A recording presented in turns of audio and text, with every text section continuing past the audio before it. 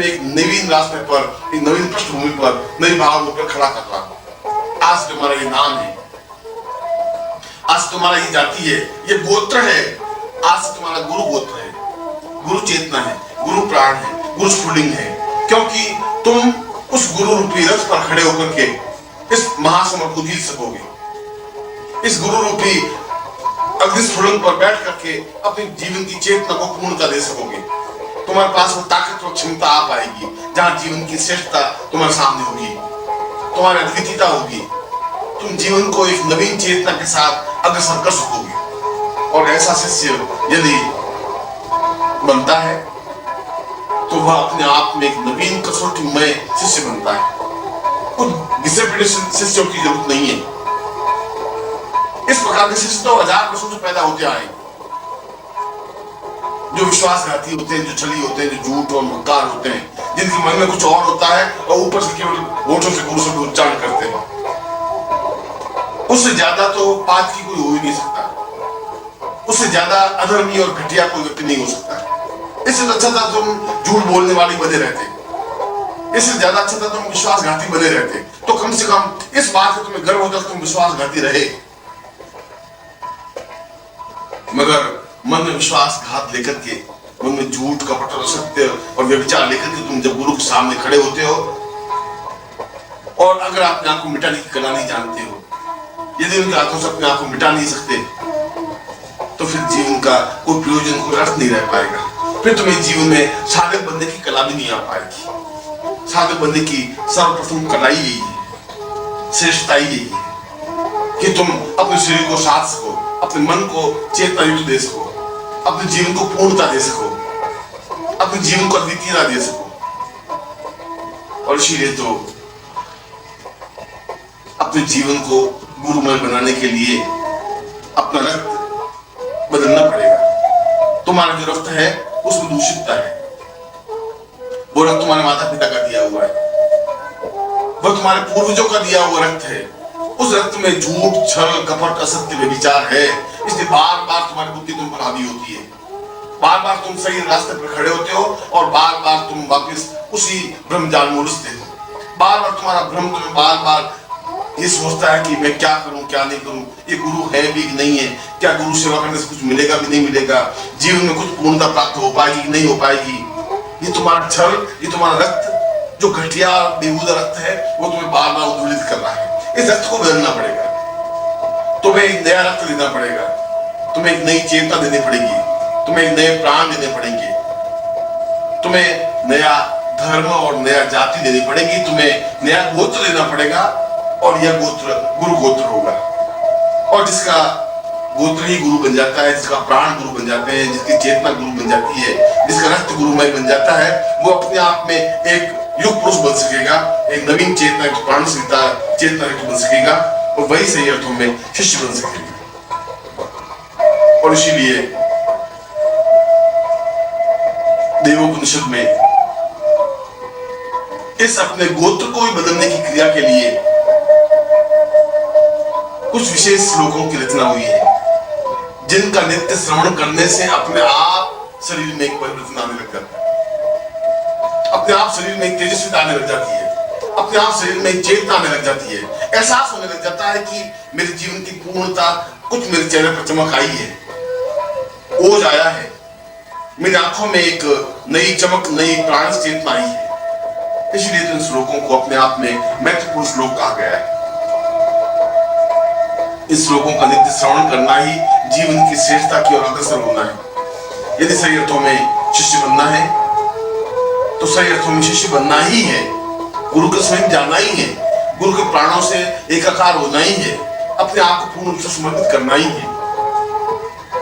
और इन देवोपनिषद में स्पष्ट किए हुए इन श्लोकों को नित्य जो श्रवण करता है, सुनता है, अपने आप घर का वातावरण, उसके प्राणों का वातावरण, उसके हृदय का वातावरण, उसकी चेतना का वातावरण एक नए ढंग से निर्मित होती है।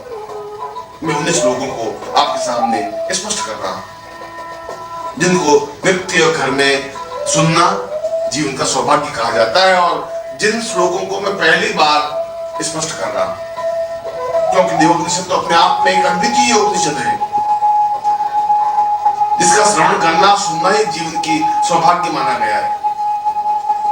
मैं उन श्लोकों को आपके सामने स्पष्ट कर रहा हूं। पूर्वं वदेन्यं वदतं सरेतं श्रीमानरेशं गुरुवै परेशं गुरुर्वै प्रणम्यं सदैवं प्रणम्यं गुरुर्वै नमामि। अचिन्त्य रूपं भवनेकरूपं प्राणोच्छ्वासं प्रहितं सदैव आत्मा स्वरूपं अपरेयजेयं गुरुर्वं नमामि। न जानामि पूर्वं न मंत्रं न तंत्रं न योगं न क्षेमं पुरुषं वदेन्यं न जानामि वित्तं प्रहितं प्रदेयं गुरुर्वै नमामि। सुनाथो न चिन्त्यं च ब्रह्मं स्वरूपं विष्णुश्च रुद्रं सहितं सदैव ज्ञानेव मूर्तवदतं भवनित्यरूपं गुरुर्वं नमामि। अहोभावरूपं मयि शान्तरूपं शान्तस्वरूपं विष्णुस्वरूपं चैतन्यरूपं परं मदेवं गुरुर्वै नमामि। आहारोपनित्यं भवोच्छावनित्यं सहेत्थाननित्यं भवतं सदेय अपारो परे पूर्वमदेव नित्यं गुरुर्वै नमामि। सनेत्रो सदा पूर्णमदेव तुल्यं ज्ञानश्च पूर्णं सहितं वदामि। पूर्णैः सदा पूर्णमदैव रूपं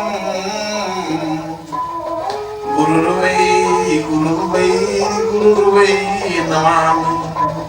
अहोभावनित्यं महोभावनित्यं प्राणस्वरूपं चैतन्यरूपं ब्रह्मस्वरूपं ब्रह्माण्डरूपं गुरुर्वै नमामि।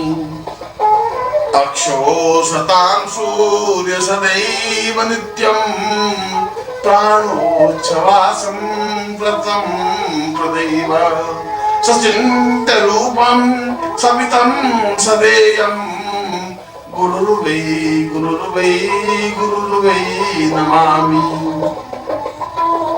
सधेनुर्वतां सूर्य सदैव रूपम् इंद्रोवतां यक्ष कुबेर पूर्वं ज्ञानोच्छ्वासं ब्रह्मा स्वरूपं गुरुर्वै नमामि। बाहुस्त्वमेवं प्राणस्त्वमेवं चैतन्यरूपम् आत्मा त्वमेवं देह त्वमेवं सर्वस्य रूपं गुरुर्वै नमामि। सहो शान्तरूपं अहो भ्रान्तरूपं सदीर्घो वतांसावहितं वदेन्यं चिन्त्यम् अचिन्त्यम् अमृतं अवेरं गुरुर्वै नमामि। प्रणम्यं सदैव नमामि वंद्यम् आजानुरूपं भवता स्वरूपम गुरुर्वे गुरुर्वे गुरुर्वे नमः। और जो नित्य इन श्लोकों के साथ जो गुरुदेव का ध्यान चिंतन प्रणम्य करते हैं, वास्तव में गुरु की चेतना उन्हें प्राप्त होती है, वास्तव में जीवन की पूर्णता उन्हें प्राप्त होती है, वास्तव में गुरु का आशीर्वाद उन्हें प्राप्त होता है और सही अर्थों में उसका पूरा कायाकल्प हो जाता है। उसकी नवीन प्राण चेतना, नवीन ज्ञान चेतना, नवीन धर्म चेतना, नवीन आध्यात्मिक चेतना प्राप्त होने लग जाती है और वह सही अर्थों में पूर्ण शिष्यत्व बन करके अपने जीवन को पूर्णत्व की ओर अग्रसर कर देता है। और मैं आज से तुम्हारा पूरा रक्त प्रवाहित शुद्ध कर रहा हूं, बदल रहा हूं, तुम्हारे प्राणों को, तुम्हारे देह को, तुम्हारी चेतना को, तुम्हारे ज्ञान को, और मैं तुम्हें नया नाम, नया गोत्र देता हुआ आशीर्वाद देता हूं। तुम अपने जीवन में पूर्णता और सफलता प्राप्त करो, ऐसा ही आशीर्वाद देता हूं।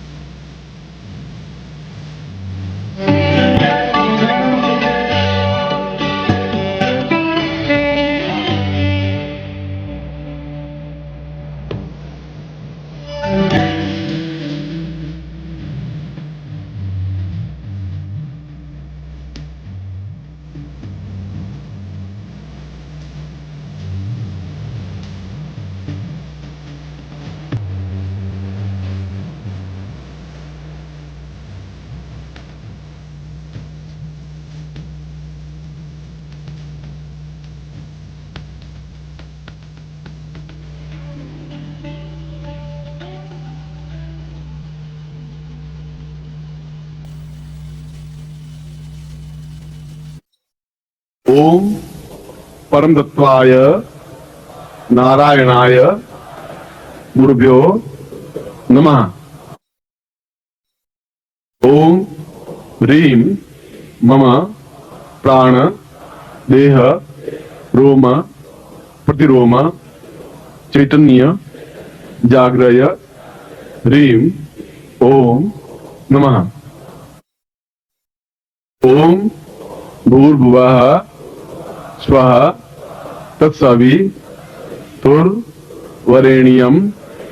भर्गो देवस्य धीमहि धियो यो नः प्रचोदयात्।